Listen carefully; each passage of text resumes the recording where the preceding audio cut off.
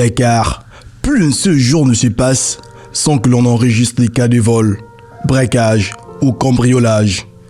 Un phénomène devenu monocourante dans certains quartiers où l'insécurité prend des proportions inquiétantes.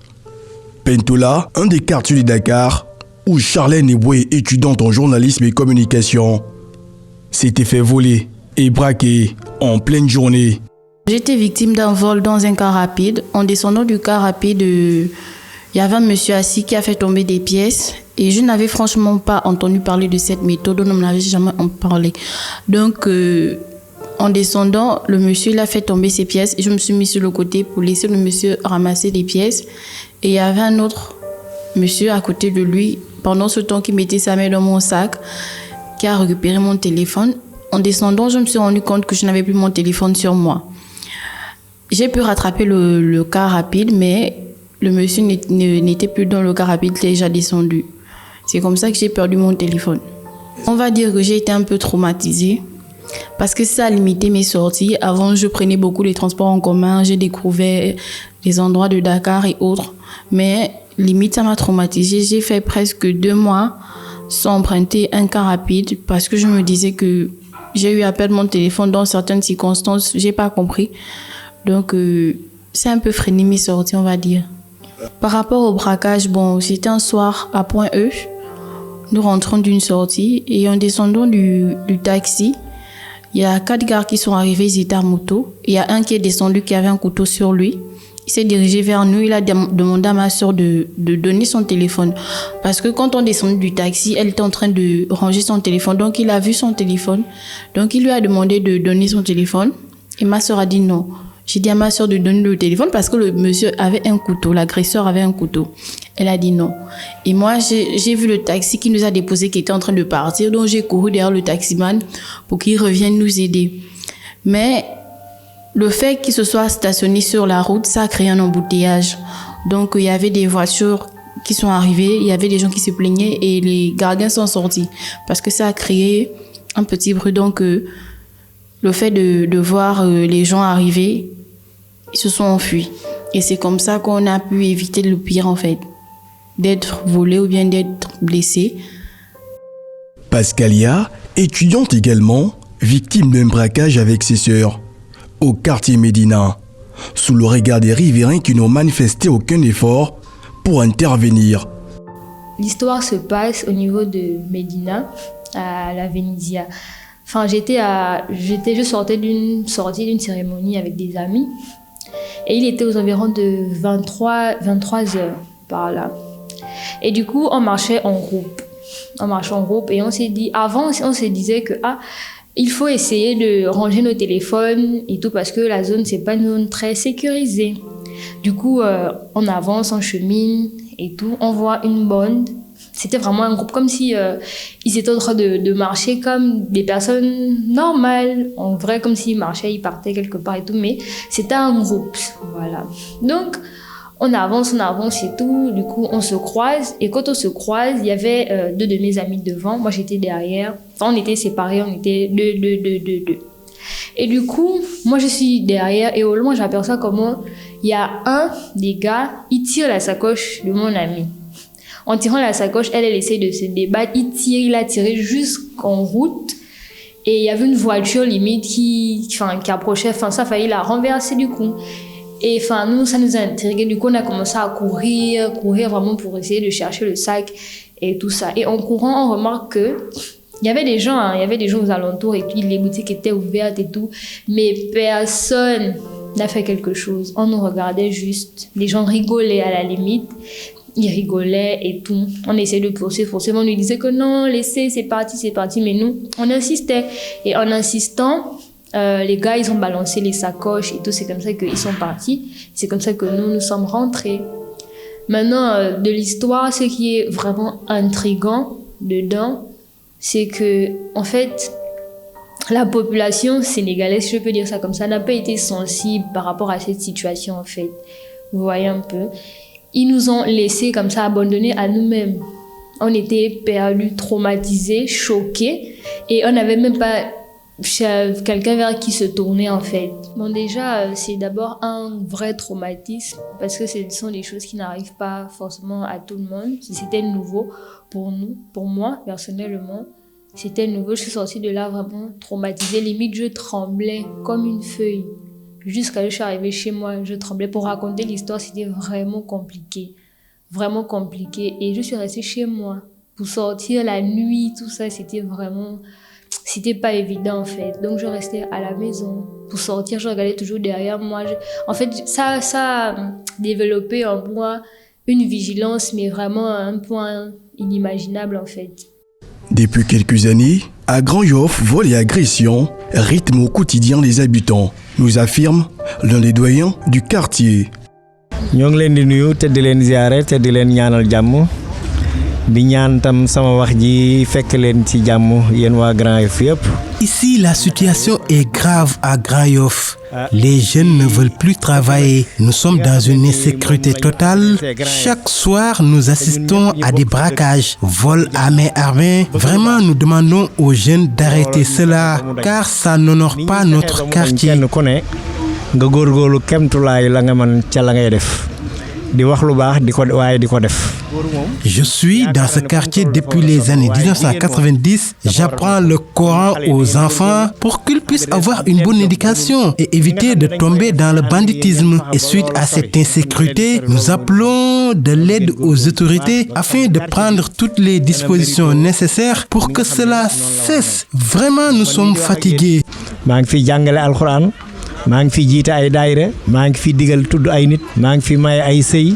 En 2018, la prévalence d'insécurité au Sénégal était estimée à 33,7% par l'Agence d'assistance à la sécurité de proximité contre 60,9% à Dakar. Pour prendre la mesure du problème, nous avons tenté d'avoir une interview avec le commissaire, chef de division de cybersécurité. Mais toutes nos tentatives sont restées vaines.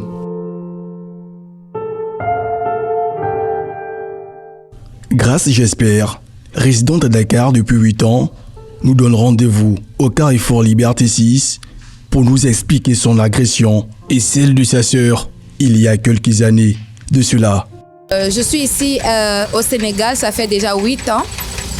Et il y a une situation vraiment qui nous fatigue ici au Sénégal, c'est la situation du vol. Au Sénégal, il y a, surtout pendant la période des fêtes, il y a trop de vols et des agressions. Récemment, là, j'ai même une copine qui a été cambriolée juste en face de chez elle. On l'avait même coupé le bras. Oui. Donc, il fallait l'emmener à l'hôpital. C'était vraiment compliqué. Donc, on aimerait vraiment que l'État puisse faire quelque chose pour cette situation-là. Surtout nous, les étrangers, nous ne sommes pas en sécurité. Quand on nous vole, il y a des citoyens sénégalais qui regardent, ils n'agissent pas et c'est compliqué. C'est vraiment compliqué. Une insécurité quotidienne et omniprésente qui semble difficile à endiguer au quartier Ouakam, d'après Hassan, délégué du quartier. Bon, il y a beaucoup d'insécurité. Ce n'est pas seulement... Bon, c'est dans tous les quartiers. Je peux dire que c'est dans tous les quartiers. Ça commence à durer. Alors, ce qui amène l'insécurité, bon, on ne peut pas déterminer quoi. C'est-à-dire que... Je peux dire que, bon, il y en a qui disent que c'est le chômage, mais ce n'est pas une raison. Parce que quand même, n'importe quelle personne doit chercher quelque chose, doit aller travailler pour gagner son pain de son propre front. Mais il n'y a pas de travail, il n'y a pas de truc. Je vais agresser, je vais faire ceci, cela. Je pense que c'est la délinquance. C'est des gens qui ont opté pour faire la délinquance. Mais c'est pas... On ne peut pas dire précisément que c'est ça, c'est ça, c'est ça. J'entends les gens dire que bon, il y a le chômage et tout cela. Mais c'est pas ça, c'est pas le chômage. Moi, je trouve que ce n'est pas le chômage. Alors, c'est une éducation de base, ou bien quelqu'un qui opte à aller à la délinquance.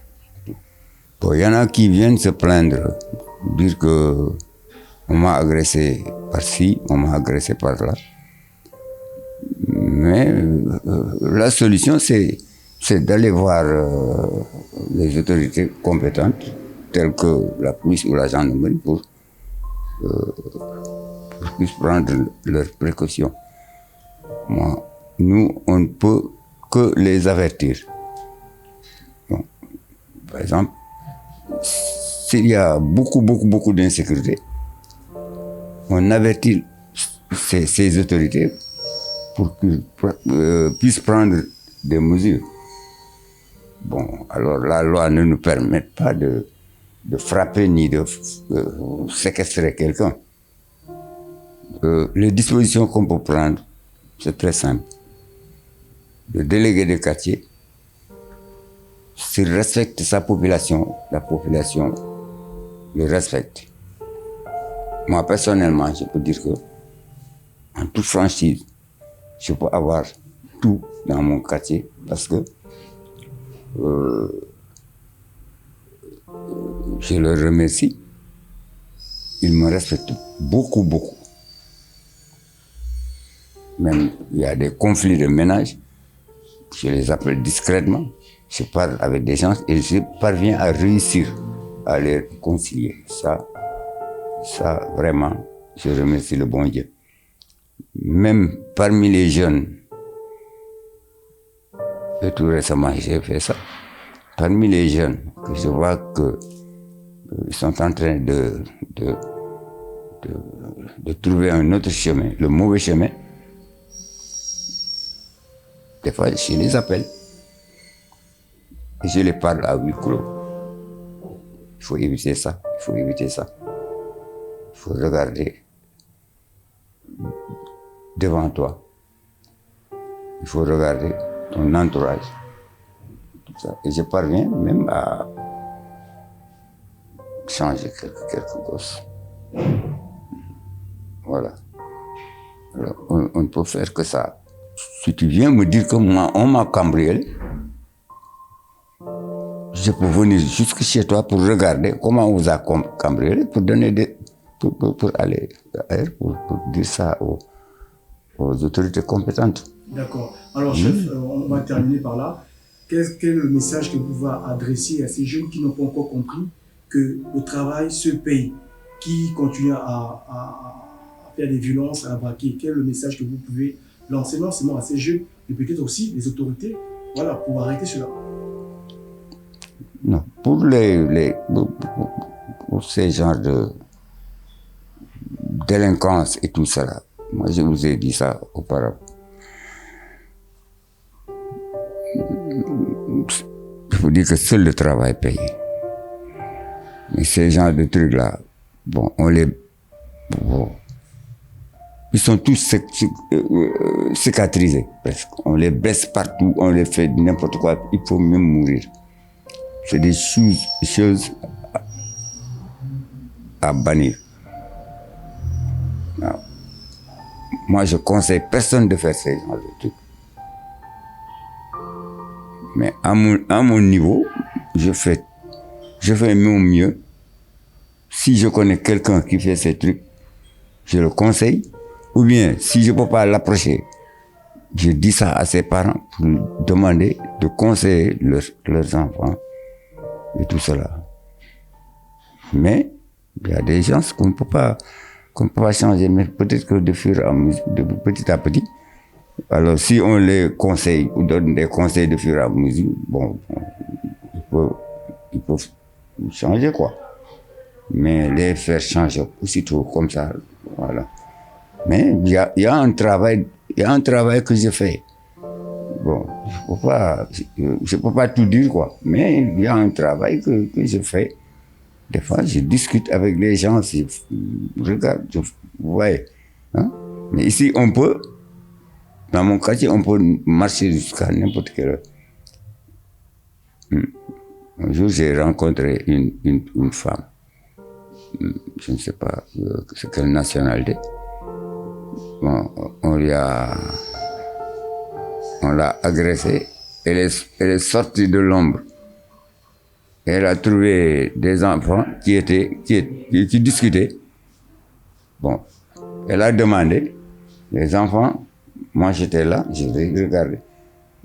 Parce que moi, je suis dehors jusqu'à n'importe quelle heure. Hein. Je marche, je ne suis pas agressé, je ne suis pas agressé et tout ça. Ils me respectent, ils me saluent. Il y en a même quand ils font du mal, s'ils me voient, ils se cachent. Et c'est par respect.